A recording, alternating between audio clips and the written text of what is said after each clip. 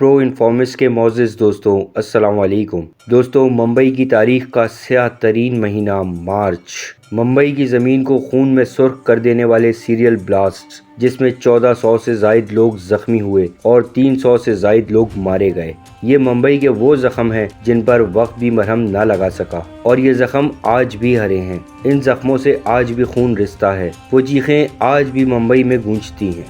ممبئی کو خون میں نہلانے والے مجرم گلشن کمار کا قاتل، ممبئی میں بھتہ وصولی اور ممبئی کے ساتھ ساتھ فلم انڈسٹری میں بھی خوف کا کاروبار کرنے والا انڈر ورلڈ ڈان ابو سلیم آج بھی ممبئی کی جیل میں عمر قید کی سزا کاٹ رہا ہے۔ لیکن کیا آپ کو پتا ہے ایک وکیل عبدالقیوم انصاری کا بیٹا ابو سلیم انڈر ورلڈ ڈان کیسے بنا؟ ابو سلیم انڈر ورلڈ کی دنیا کا واحد ڈان ہے جو مہاراشٹر سے نہیں ہے۔ اس ڈان کے ساتھ سب سے بڑی ٹریجڈی یہ ہے کہ انڈر ورلڈ نے اسے کبھی ڈان مانا ہی نہیں، اور نہ ہی اسے انڈر ورلڈ سے کبھی ڈان والی عزت ملی۔ ابو سلیم کی پیدائش 1962 میں تھانہ سرائے میر ضلع اعظم گڑھ اتر پردیش میں ہوئی۔ آپ کے والد عبدالقیوم انصاری پیشے سے ایک وکیل تھے۔ عبدالقیوم انصاری سرائے میر کے آس پاس ہی کورٹ میں مقدموں کے لیے جایا کرتے تھے۔ ایک دفعہ کورٹ جاتے وقت بائک سے ان کا ایکسیڈنٹ ہوا اور آن دی اسپاٹ ان کی موت ہو گئی۔ ابو سلیم کی پرورش ان کے چاچا نے کی۔ ابو سلیم کے 4 بھائی اور 3 بہنیں ہیں، ان میں ابو سلیم کا نمبر دوسرا ہے۔ عبدالقیوم انصاری کی وفات کے بعد گھر میں کمائی کا کوئی ذریعہ نہ تھا اور فیملی فائنینشلی بری حالت میں آ گئی تھی۔ فیملی کو چلانے کے لیے ان کی ماں نے چھوٹا موٹا کام کر کے گزر بسر شروع کیا۔ سرائے میر سے ہی انٹر کا ایگزام دے کر ابو سلیم دلی چلا گیا تاکہ کچھ مزید کما کر حالات کو بہتر بنایا جا سکے۔ یہاں ابو سلیم نے بائک ریپیئرنگ کا کام سیکھا۔ یہ کام ابو دل لگا کر رہا تھا، مگر انکم ویسی نہیں آ رہی تھی۔ اسی بات سے وہ بہت ڈپریس تھا۔ پھر 1984 میں وہ اپنے ایک دوست کے ساتھ خوابوں کی نگری ممبئی چلا آیا۔ ممبئی میں ابو سلیم اپنے ایک رشتہ دار کے یہاں رہنے لگا۔ ممبئی آنے کے بعد اس نے اسٹارٹنگ میں ٹیکسی چلائی۔ 1986 میں ابو سلیم نے اندھیری کے ایک شاپنگ سینٹر میں الیکٹرانک کی دکان کھولی اور ساتھ ہی ایک اسٹال پر بیٹھ کر لڑکوں کے فیشن کی چیزیں جیسے بیلٹ، گلاسز وغیرہ بیچنے لگا۔ 1980 سے 1990 میں ممبئی کا ماحول ایسا تھا کہ ہر کوئی بھائی بننا چاہتا تھا، ہر کوئی چاہتا تھا کہ اس کے بھرم ہوں، کیونکہ اس دور میں ہر لڑکے کا رول ماڈل داؤد ابراہیم تھا۔ اس شاپنگ مال میں بھی ایسے لوگ آتے تھے جو بھائی گیری دکھاتے تھے اور لوگ ڈر سے ان کی عزت کیا کرتے تھے۔ اسٹال پر بیٹھا ابو سلیم ان سب حرکات کو ڈیپلی آبزرو کرتا تھا اور ان سے کافی امپریس بھی تھا۔ جوانی کی عمر تھی، 21-22 سال کے اس لڑکے کی آنکھیں بھی سپنا دیکھ رہی تھیں کہ وہ بھی بھائی گیری کرے گا، خوب نوٹ کمائے گا اور لوگ اس سے ڈریں گے۔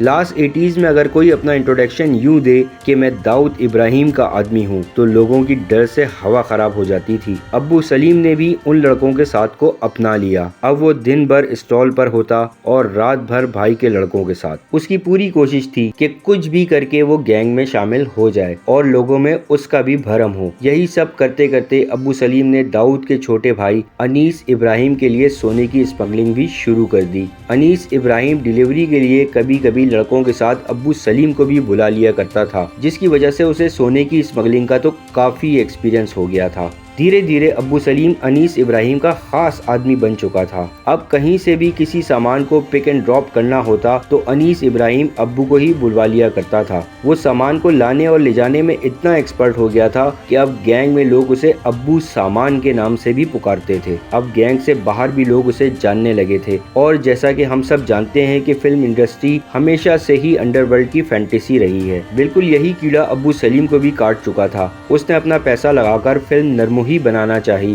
اس فلم کے ٹوٹل 11 گانے ریکارڈ بھی کیے جا چکے تھے، لیکن اس کی شوٹنگ کبھی مکمل نہ ہو سکی۔ اسی بیچ 1991 میں ابو سلیم کو سمیرہ جمانی نامی ایک لڑکی سے محبت بھی ہو گئی تھی۔ ان دونوں نے بھاگ کر شادی کر لی۔ شادی کے وقت سمیرہ نابالغ تھی، اسی لیے اس کے گھر والوں نے ابو سلیم پر کیس بھی کر دیا، لیکن محبت سچی تھی۔ اس کیس میں سمیرہ نے ابو سلیم کا ساتھ دیا اور اس کیس میں اس پر کوئی فرق نہیں پڑا۔ اس کے بعد ابو سلیم اور سمیرہ آفیشلی ساتھ رہنے कहने लगे। 1991 में अरुण गावली ने दाऊद इब्राहिम के एक रिश्तेदार को कत्ल कर दिया था। इसी के जनाजे में अब्बू सलीम की पहली बार दाऊद इब्राहिम से मुलाकात हुई और दाऊद ने अब्बू सलीम को फिल्म इंडस्ट्री संभालने की जिम्मेदारी दे दी। सलीम फिल्म इंडस्ट्री में काम करने वाले हीरो और हीरोइन को धमकी देकर वसूली का काम करने लगा। इसके साथ साथ इसका इंटरेस्ट बिल्डर्स पर भी था। उस वक्त ये काम छोटा राजन देखा करता था। अब्बू सलीम भी बिल्डर्स तक पहुंचना चाहता था क्योंकि इस काम में पैसा, ताकत, नाम और रुतबा था, मगर उस वक्त वो कुछ करने की पोजीशन में नहीं था। 1993 मुंबई पर खौफ का साया मंडला रहा था। इसी दौरान फिल्म इंडस्ट्री के जाने माने हीरो संजय दत्त ने अनीस इब्राहिम को कॉल की और अपनी सेफ्टी के लिए कुछ गन्स की ख्वाहिश जाहिर की। अनीस इब्राहिम ने अब्बू सलीम को कहा कि संजू को कुछ गन्स दे आओ। इस बात पर तो अब्बू सलीम बहुत एक्साइटेड था क्योंकि फिल्मों का क्रेज रखने वाले अब्बू सलीम को पहली बार इतने बड़े स्टार से मिलने का मौका मिल रहा था। अब्बू सलीम ने फौरन कुछ AK-47 गाड़ी में रखी और संजय दत्त से मिलने रवाना हो गया। जब वो संजय दत्त से मिला तो वो इतना एक्साइटेड था कि वो बाबा से 3 बार गले मिला। जिंदगी में पहली बार अब्बू सलीम इतने बड़े स्टार से मिला था। संजय ने एक गन अपने पास रखी और बाकी वापस कर दी। अब्बू सलीम ने बाकी की मशीनें अनीस इब्राहिम को वापस कर दी। इसके बाद आता है मार्च का महीना, जब मुंबई में उस दौर के सबसे बड़े ब्लास्ट हुए और इस दहशतगर्दी की जिम्मेदारी आयद हुई अंडरवर्ल्ड पर। इस हादसे के बाद मुंबई अंडरवर्ल्ड मुकम्मल तौर पर बिखर कर रह गया। सब बड़े बड़े नाम जुदा हो गए। दाऊद इब्राहिम और उसके गैंग ने दुबई का रुख किया, वहीं अब्बू सलीम अमेरिका और यूरोप की तरफ रवाना हो गया और वहीं से अपना गैंग चलाना शुरू कर दिया। अब अब्बू सलीम ने बिल्डर्स पर भी हाथ डालना शुरू कर दिया था। बिल्डर्स को धमकाते वक्त वो दाऊद इब्राहिम का नाम भी इस्तेमाल करता था, लेकिन मुंबई के बड़े बड़े बिल्डर्स तो पहले ही दाऊद के टच में थे, इसीलिए उस पर ये इल्जाम भी लगा कि वो लोगों से दाऊद के नाम पर पैसा वसूली कर रहा है, क्योंकि अब्बू सलीम के नाम पर तो कोई उसे पैसा देता नहीं था।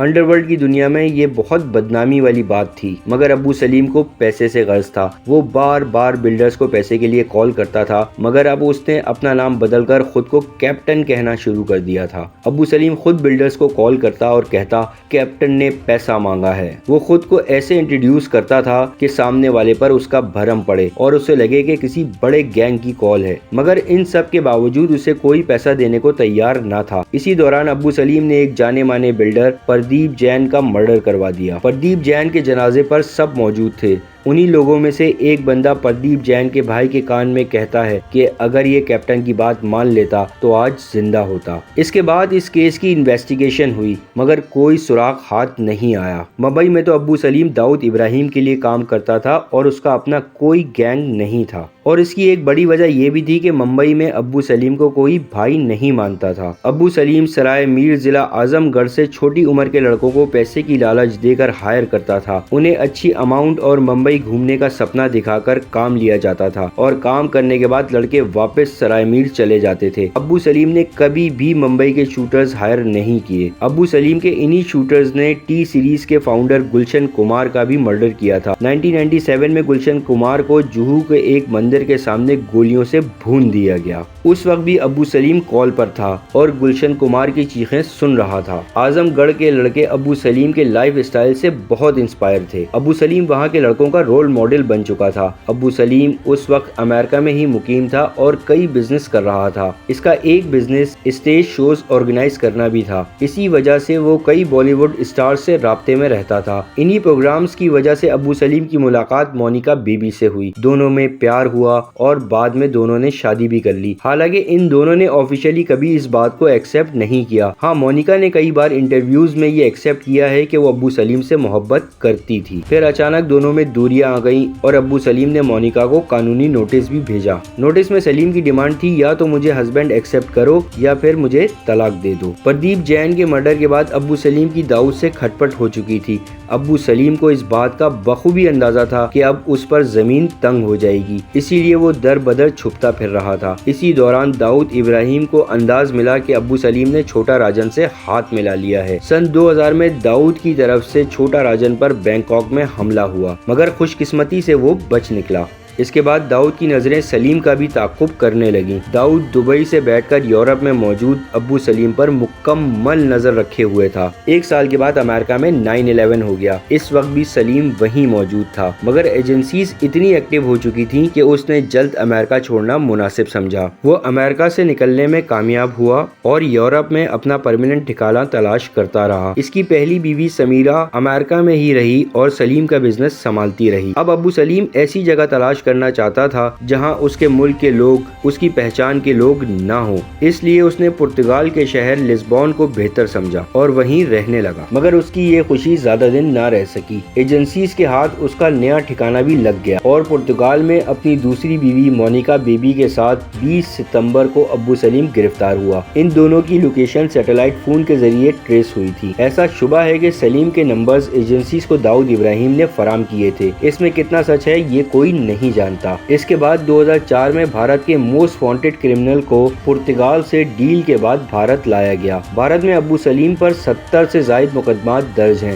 مگر پرتگال سے ڈیل کی وجہ سے اس پر ٹوٹل 8 کیس ہی چل سکے۔ حیرت یہ ہے کہ اس پر گلشن کمار کے مرڈر کا کیس بھی نہیں چلایا جا سکا، مگر ایز پر ڈیل اسے سزائے موت نہیں دی جا سکتی اور 25 سال سے زائد قید میں بھی نہیں رکھا جا سکتا۔ اس حساب سے 2030 میں ابو سلیم کی سزا پوری ہو جائے گی اور 2030 میں وہ ایک باعزت شہری ہوگا۔ اس کی جیل کی زندگی بھی اس کے پیسے کی وجہ سے عیاشی والی ہے، جہاں یہ کبھی KFC کا زنگر کھاتا ہے اور پچھلے دنوں تو اس نے جیل میں منتقلی کے دوران ٹرین میں ہی فون پر تیسرا نکاح بھی کر لیا، جس کے گواہ پولیس والے ہیں۔ ابو سلیم پر جیل میں 2 بار حملہ بھی ہو چکا ہے۔ پہلا حملہ 2010 میں ممبئی کے آرتھر روڈ جیل میں ہوا تھا۔ اس کے بعد اسے تلوجہ جیل میں منتقل کر دیا گیا تھا۔ جون 2013 میں تلوجہ جیل میں بھی اس پر فائرنگ ہوئی۔ خوش قسمتی سے وہ اس بار بھی بچ گیا۔ ابو سلیم کے کیسز پرتگال کے ماہر وکیل ہی ڈیل کرتے ہیں۔ دوستوں، یہ تھی ابو سلیم کی مکمل کہانی۔ جرائم کا رستہ کتنا ہی اچھا اور کتنا ہی آسان کیوں نہ ہو، اس کا انجام برا اور جیل ہی ہوتا ہے۔ دوستوں، ویڈیو اچھی لگی ہو تو ویڈیو کو لائک، شیئر اور چینل کو سبسکرائب ضرور کر دیں اور اپنے کمنٹ سے ہم کو آگاہ کریں۔